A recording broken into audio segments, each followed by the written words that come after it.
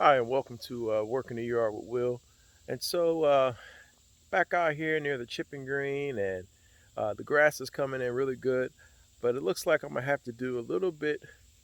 I do a little bit of work regarding my drainage or French drain around it sooner than later. I thought I was gonna have a little bit more time to kind of work this project later, but nonetheless, looks like I'm gonna have to get on it now. Let's flip it around and see what show you what I'm talking about. Okay, for this outside collar here, I know you see some of the undesirable grass. I didn't quite get all of it out of there, but no worries. I'm just going to go around the outside with some Miso 4 SC, and that'll knock all that out. That way the Bermuda grass has a chance to come in really good. I don't know if you can see it here. I got a little bit of fungus coming in with some little mushrooms, but overall the grass is really starting to come in nicely. But let's get down to the area of concern. If you come down this way, in the middle here, I got a nice rut going right here, which I believe is coming from off of that hill, or maybe even possibly over that way, and the water's coming here and washing out. So that's easily a inch, if not 2 inch deep rut in different directions there. I was trying to hold off on doing some work, but it looks like I'm not going to be able to hold off any longer. So I'm out here today, and what I'm going to do is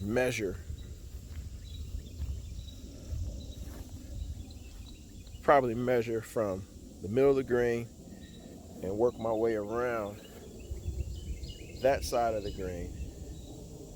How much pipe I need to go essentially from this side of the green,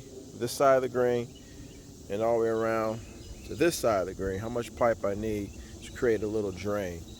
I'm kind of in between. Do I want to create a French drain, or do I want to create just a natural drain, or a drain where a dry well, meaning so I'll dig out a trench around there, I'll remove the sod, so cut out sod sections, 2 inches deep to get most of the roots.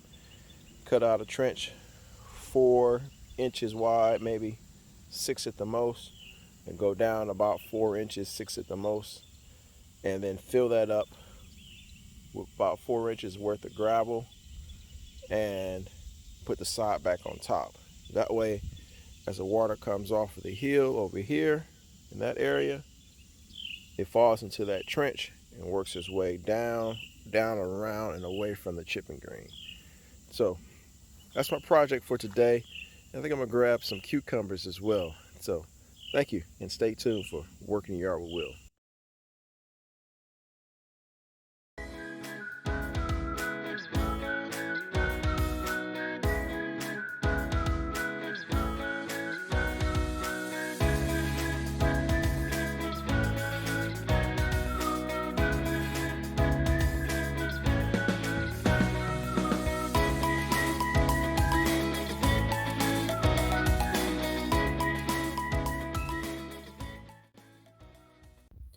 Okay, so if you look closely here, these blue lines represent the flow of water, starting in the back right-hand corner because the neighbor behind me has a significant drop-off, and going up that right-hand side, the neighbor on the hill has a significant drop-off, which dumps a lot of water down from my property, going from right to left and then towards the house. In this next image, the yellow represents the flower beds that I have around the property, and the yellow in the circles are chipping green. The blue line is a pipe that I'm going to have running the water, and the red is the actual catch drains where the water is going to dump in to take the water down away from the property. All right, in these two pictures, I've already started the process of creating some drainage away from the patio. So the next video will show you how I did. All right, so started the process of figuring out where the drainage is coming off this pipe underneath here. Hopefully, I guess right. and it's right here. So all I got to do is just drag it out this way. So remove the plants, remove the mulch. Let's remove this dirt and let's get lucky. Hopefully within the first 2 to 3 inches we'll find the pipes. Well, I definitely found the pipes. There they are right there. So I just got to clear out more of it going that way, it looks like. But I found it. Need a few more trash bags and we'll get this thing sorted out. All right, clearly identified. We got one drain pipe coming here that's running right into that obstruction. That's why the water comes down that pipe and doesn't get out. And I got another pipe, I'm assuming, is right here. And this is why I keep my nursery pots. And luckily, this tree has only been in the ground less than a year. So I'm hoping that I can get it removed here. And it's healthy, it's rooted in. Gosh almighty, I hate to move it, but you know, got to deal with this water. I'd rather not have any trees than have my basement flood out. So stay tuned. All right, finishing this up. I found one pipe for sure, right there. But I don't know where the other one is, and I know there was 2, because I got all that water right there. So taking a pause for the night and coming back out tomorrow. See what we can find. All right, we're here at the garden center at Lowe's, one of my favorite places to stop to and grab a couple items. Let's see what they got today. Good morning and welcome to Working Yard with Will. So I just made myself a little trip to the big box store this morning to take care of some of my drainage issues I got coming off the patio. I discovered last night while working on it, I have 2 drains that are coming off the house from my downspouts, and they were buried. Looks like it is a solid 4-inch corrugated pipe, which is supposed to speed water away from the building. But if that end of that pipe is blocked, then guess what? It's not going to come out. So I end up picking up 2 pop-up drains. And as far as my patio is concerned, the water that comes off the patio, I end up picking up a thing called a speed drain. And so my ideal is to take the speed drain, put it to the edge of the patio, lean it in such a way where it guides down into one other hose where the pipes are going away from the building, and then feed that into the pop-up drain. So stay tuned as we continue on this adventure, Working Yard with Will. So we found the end of the pipe, which is a good thing. So this pipe actually goes up the house to that downspout. They ran a line behind here, and it comes out here. So this is a good thing. I'm just gonna simply put a pop-up drain right here, clean that up a little bit, add my pop-up drain, because it's still coming down the hill, and that is gonna pop up the water, and it's gonna run out that way, which is good. And the problem is I got a bunch of rain coming today, so I got to get this thing figured out quickly. Stay tuned.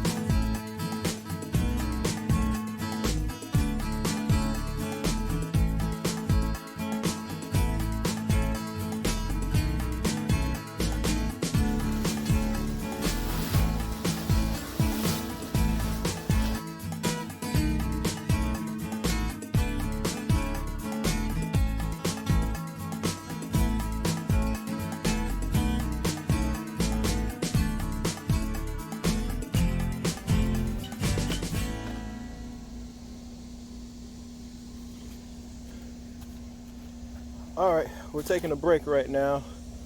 I think the storm is going to come in, so this will be a good test for us to see how things are going. That grass right there is a little higher than I wanted, but it's okay. I got a heavy roller to roll it out, even it out. Down here, the goal is just to, any water that's coming off of there, that's been coming from that corner, either drain off into the landscaping or get caught right here in this little grate. I had to move this back a little ways. If some of you are wondering why I didn't put it immediately off of the pavers. The pavers have this little plastic guard, I forget the technical term, but essentially it helps keep the paver, retaining plastic, keep the pavers up this way. And so I had to go back a couple inches away from that to get that speed drain in here. But it's still lower than the pavers. So as the water comes off, it should drain in there and go down that way, in theory. All right, well, stay tuned, continue working, watching Working Yard Work.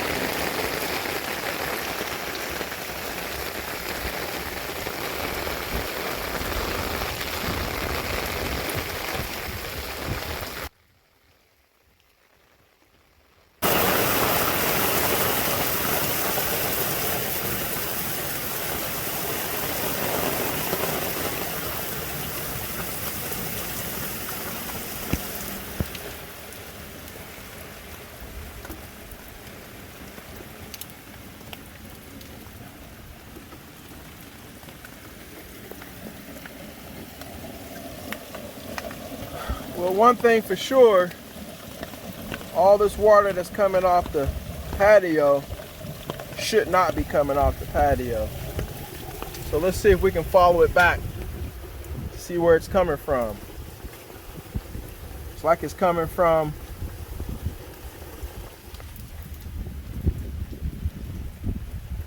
at first I thought it would be coming from right here, as it kind of spills in from there, which that's going to be my next drain to deal with, somewhere up there around the patio, the deck rather, and taking that and going out to the yard. And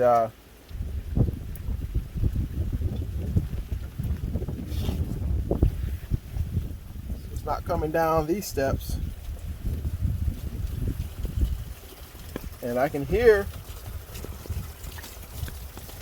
this pipe flowing a lot faster.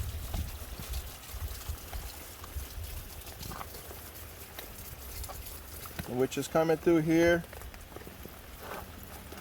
coming off the steps and going out. I didn't add a drain on this skinny drain right here. That's going to be my next thing. I did add a bunch of rock down in this underneath here, and after that heavy rain, the main goal was to keep this bottom area dry, and as you see, there's not a whole lot. I do have these sandbags here. I guess that's really the true test to see if it's, no kidding, going to run off of there, off those steps and then down to here. So maybe the next heavy rain we get, that's what I'll try. Yep. And I still got one little small piece of that edging right in there, which is blocking a little bit of that water. But for the most part, you know, with the exception of that little standing water there, which I'm thinking that's just standing because I didn't put the side piece down, everything is rolling down the hill quite nicely.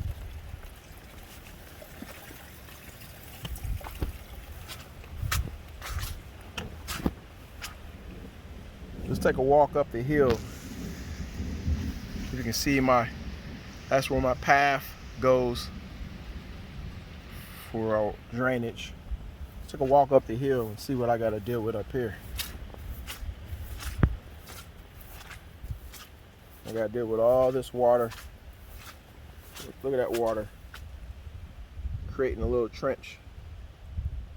This is my next project. And all this water.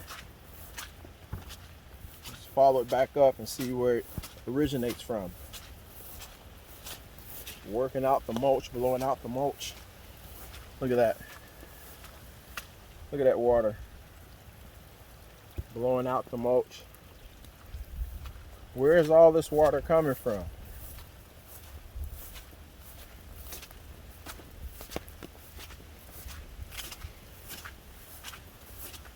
I mentioned before that I gotta do something about this chipping grain. Just look at all the water that came off of it. Just blowing all that hard work around. So I mentioned before I'm gonna put a drain here. But let's see. If we follow this, continue to follow this back, it looks like all that water, some of it's coming off that hill, but a good portion of it, I believe, is coming from back there. Yep, let's look at that rush of water there. Coming from back there, that's off the neighbor's hill, down my hill.